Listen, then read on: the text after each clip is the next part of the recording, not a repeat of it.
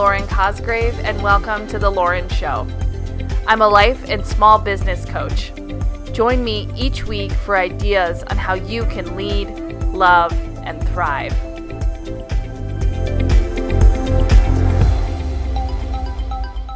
Hello! I'm really excited to talk about today's topic because it's something that I hear so many people asking questions about, is how do you bridge the gap from 9 to 5 to becoming an entrepreneur if you have to, if you have responsibilities. It is actually something I'm a huge proponent of. I'm doing it right now myself. I am a working mom in tech and I coach on the side. It's my side hustle. So how do you do it? How do you bridge that gap? How do you find that balance, that keyword or harmony, whatever word is it that means for you that you are happy and fulfilled and doing the right thing. So first of all, when should you bridge the gap? Well, it's really important to bridge the gap. If you have financial obligations, if you haven't, been able to save up, don't just go cold turkey. I know that there's so much advice out there about just quit your job and do what you're passionate about. And I do really love that advice. I feel in my heart that I've already done that, even though I'm not really doing it. I've found a way to bridge this gap and be comfortable with where I'm at because I have to fulfill my obligations to my family. My family always comes first. It's my number one core value. So how do I make that work? How do I run a business as well as continue to maintain a 9 to 5 job? First and foremost, I am open and honest. If you absolutely can be, my work knows about my coaching business.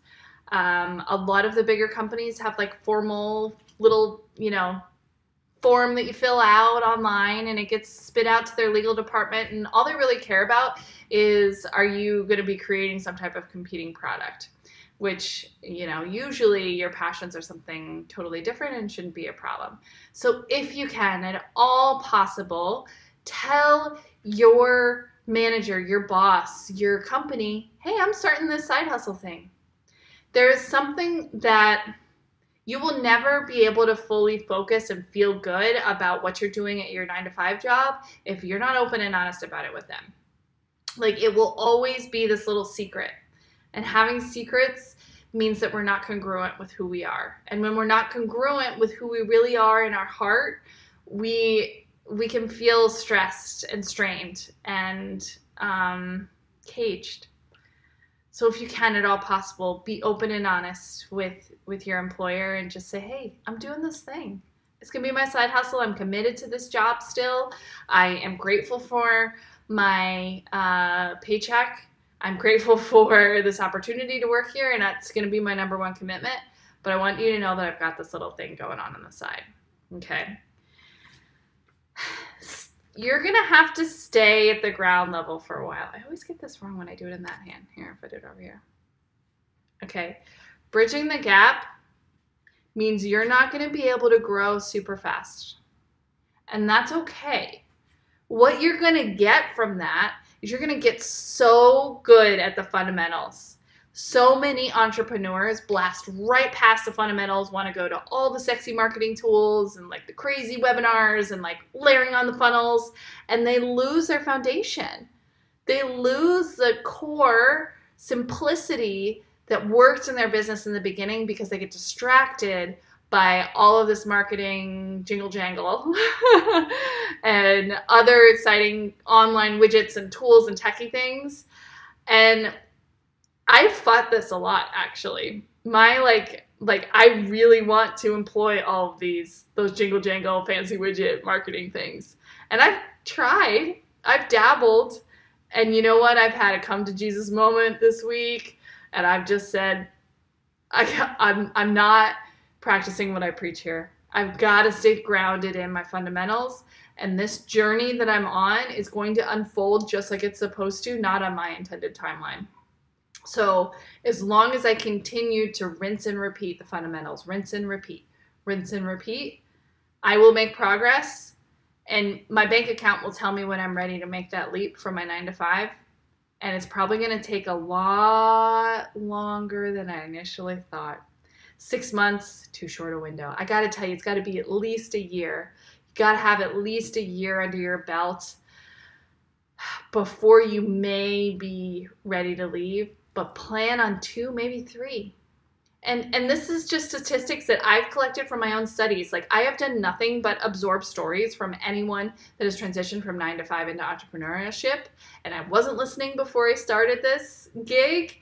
And now that I'm really listening, when people ask how long it took for them to transition, it's easy to hear a number of like 2 and then years, and not, you know, that just like kind of flashes over your mind, right? Because you're just so excited about becoming an entrepreneur. 2 to 3 years. 2 to 3 years is the average from my statistical analysis of my deep study of entrepreneurs that have made the leap from 9 to 5. It's 2 years worth of effort and time while they're doing this bridge system before they're ready to cut the ties with their corporate job and move on. So buckle up, Buttercup. Get ready for a ride. Enjoy it. And just know that your trajectory is going to be different, and it's your path, and you are putting whatever is important for you first, and you are doing it responsibly. You're going to do this better than anyone else because you're taking the time, okay? So I already talked about that one, realistic time expectations. Focus. Context shifting is really tough. Man, if your 9 to 5 is completely different than what your entrepreneurial dream is, you've got to find a way to shift your focus. And when you're working on your 9 to 5, you're laser focused on whatever it is that 9 to 5 needs, your corporate job, whatever you want to call it. You're laser focused on, I'm just getting stuff done. I'm results oriented. And if I'm not working on something that's important, I'm going to switch on over. You know, I've got these block times. I figured out, okay, take off the corporate hat, put on the entrepreneurial hat, and we're ready. Now I'm going to focus on the next thing. Laser focus. What are the fundamentals? I'm going to just be so darn freaking good at these fundamentals. I am not even going to think twice about them when I move on to that next level. When I'm ready to throw in my webinar and all those fancy jangle things, the fundamentals are going to be just wired, and I will never forget them, okay? So focus. You got to find a way to focus. Some tips there. These are really practical tips. Make sure that your work environment for your corporate job or 9 to 5 job is different than where you're doing your work for your entrepreneurial endeavor or for your creative business. If you have a home office or you work from home, try sitting somewhere new. So you see that dining room table back there? That's where I like to sit when I'm doing my corporate work, and I'm in the office when I'm doing my entrepreneurial stuff, and I'm surrounded by all my Post-it notes and my plans and all these things that I've been talking about with you. That's super distracting when I'm trying to be focused on my corporate work, okay? So I try and have separate places, and there's something that's really helpful about moving your body, picking up your laptop and doing it in a different location. Actually, you should have totally separate laptops, honestly. You should have one for your entrepreneurial endeavor that's completely separate. So make sure you have those shifts. Work at a coffee shop if you need to. Like, just have different places where you're going to work for that. You guys, you're just going to have to deal with this. As long as you are, you know, interested in the Lauren Show and progressing your life, I'm going to tell you again, you've got to plan. Plan. Planning is more important than ever when you're trying to bridge that gap, when you're trying to do more than one thing, and you just have to get it on the calendar. Go back, go watch some of my other episodes about planning. I'll try and find some of those to link below. But, and again, you know, there's a free gift on my website on laurencosgrave.com, 8 strategies to unbusy your calendar, and I show you exactly how I plan and some of the training videos that follow up there. Would love to have you go grab that freebie so that you can plan effectively for bridging the gap. It's okay. I'm giving you permission to bridge the gap. I'm giving you permission. You don't need permission from me for anything, but I'm going to give it to you if you need it. Do what is most responsible for you. Be grounded and solid in that, and it will serve you really well. And never stop. When you're bridging this gap, it's even more important that you are just so tied to your why and your relentlessness and your never stopping attitude. If you never stop, success is inevitable. I hope that this served you. I wish you a week full of energy. Get out there and lead, love, and thrive.